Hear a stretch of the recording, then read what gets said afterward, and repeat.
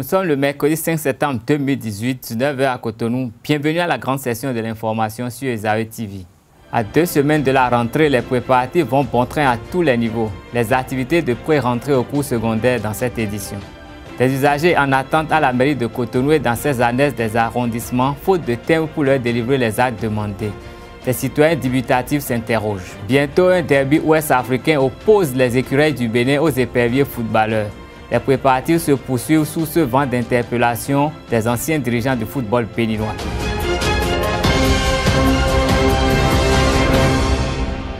Mesdames et messieurs, bonsoir. Les députés à l'Assemblée nationale ont voté le lundi 3 septembre la loi 2018-31 du 3 septembre 2018 portant code électoral en République du Bénin. Ce vote révolutionne les élections au Bénin. Plusieurs innovations susceptibles d'interprétation y ont été introduites. En voici un résumé proposé par notre rédaction. Au niveau de la caution, je ne trouve pas d'objection. Ça va nous permettre, nous jeunes, de savoir qu'aller aux élections, ce n'est pas aller se distraire, mais que c'est du sérieux. Donc ça permettra d'évoluer dans notre démocratie,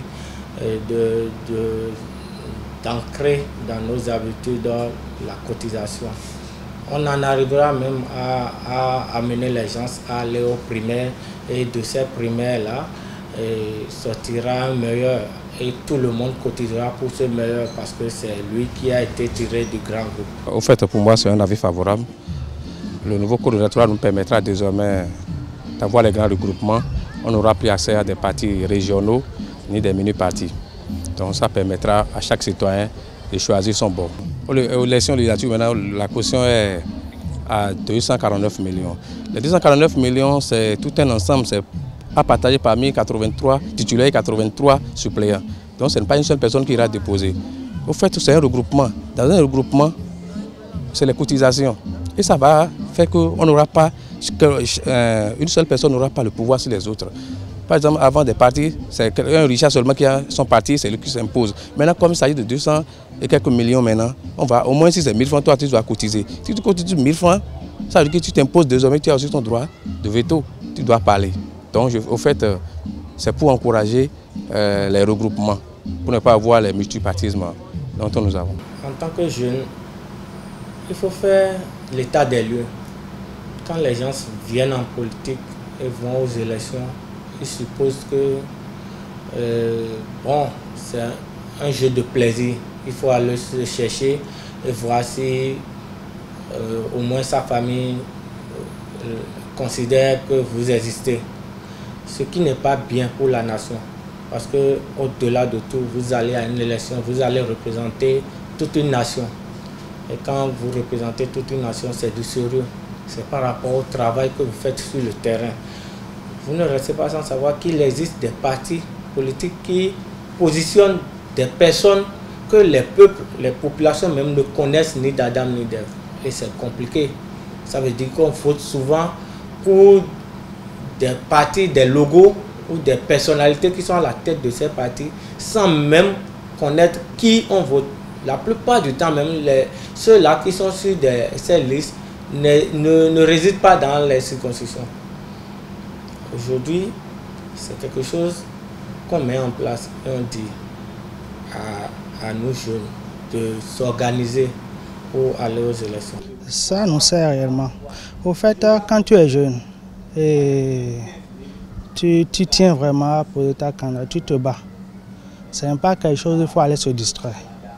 Tu te bats et si vraiment tu as la population qui te soutient et tu as de popularité, je crois mobiliser ces sous-là, ça ne serait pas difficile pour toi. Encore que c'est dans les regroupements. Je suis pour tout juste parce qu'il faut arrêter les candidatures fantaisistes.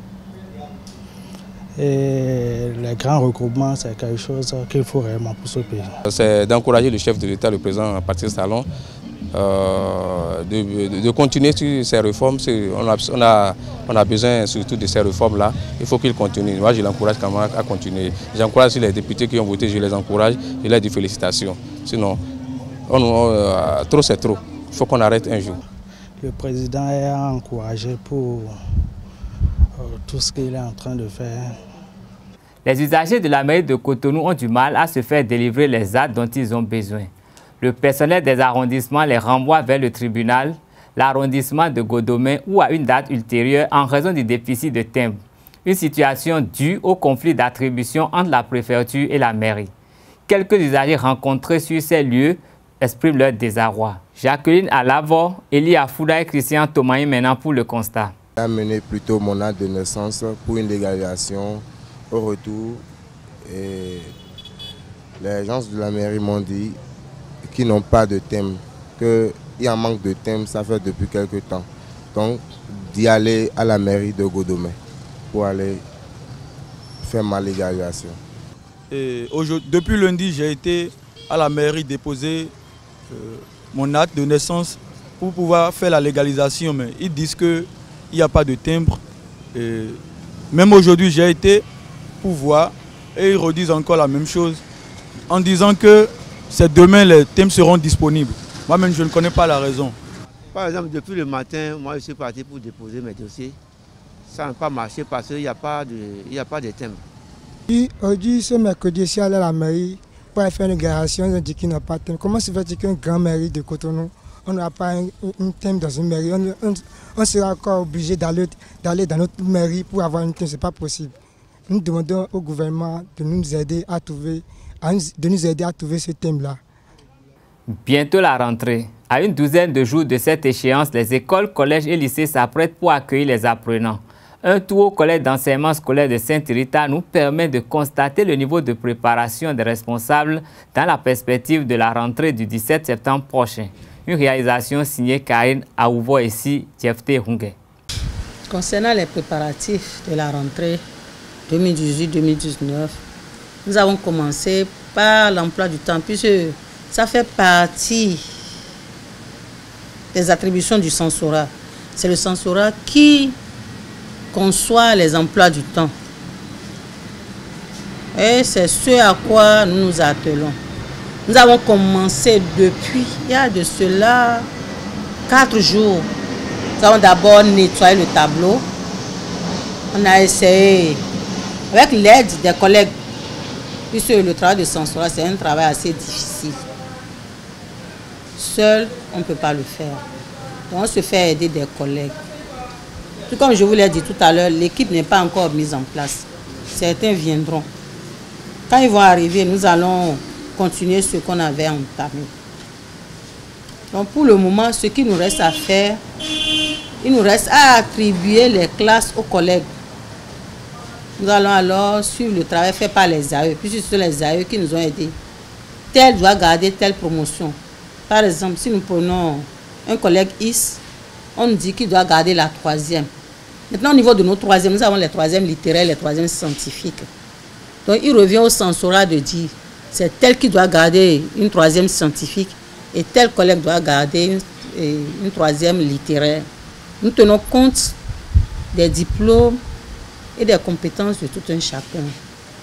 Tu peux avoir le CAPES, si tu n'es pas compétent, si tu ne réponds pas à ce que nous voulons, on peut donner une classe à quelqu'un d'autre qui, à cause de ses compétences, nous lui remettons la classe. Maintenant, si toi tu as le diplôme et que tu n'as pas le savoir-faire, tu peux remettre une bonne classe à ceux qui ont le savoir-faire. On sait que c'est le 17, et que c'est une date fixée depuis l'année dernière, depuis septembre 2017. Donc nous n'est pas surpris. Déjà on se prépare, on aménage les salles, les enfants qui viennent chercher leurs bulletins, les certificats de scolarité nous aident déjà à aménager les salles, à aménager le collège pour la rentrée. La rentrée scolaire qui va bientôt démarrer, nous nous préparons activement et nous avons même hâte de vite commencer. Parce qu'après un temps de repos, il faut se remettre également au travail.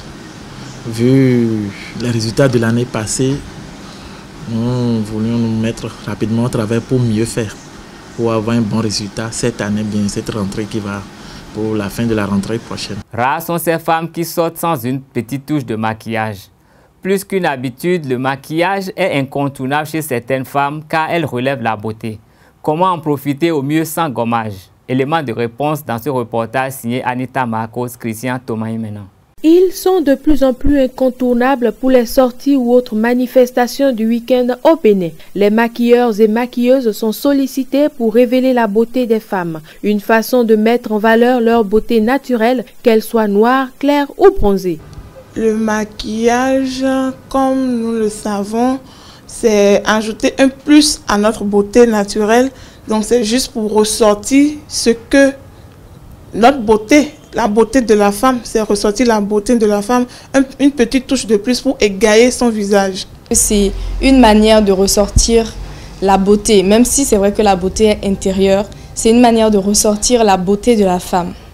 Le maquillage s'étend sur plusieurs étapes parmi lesquelles le traçage des cils, l'application du fond de teint, la pose de l'eyeliner, l'application de la poudre, le traçage des lèvres, le fixateur de maquillage. Passage de prédilection pour un chef-d'œuvre esthétique, le résultat final est souvent époustouflant. Ça fait une bonne chose, il faut bien paraître, il faut sortir élégant, il faut être élégante, voilà.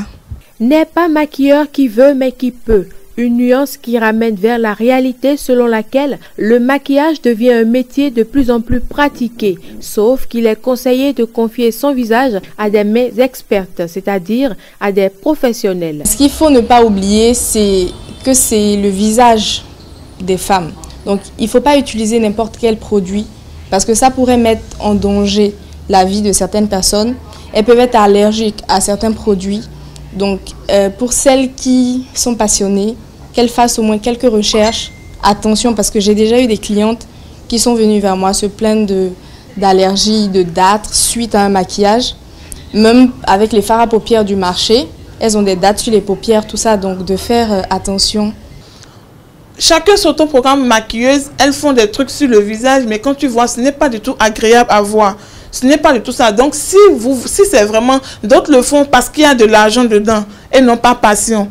C'est quand c'est une passion, même quand tu l'apprends pendant des années, quand c'est une passion, la technique de le faire, elle est toujours différente de genre, je veux y gagner de l'argent. Avant de laisser quelqu'un vous maquiller, de lui demander des trucs qu'elle aura déjà eu à faire dans le passé pour voir un peu le travail qui a été effectué avant de laisser votre visage à cette personne-là.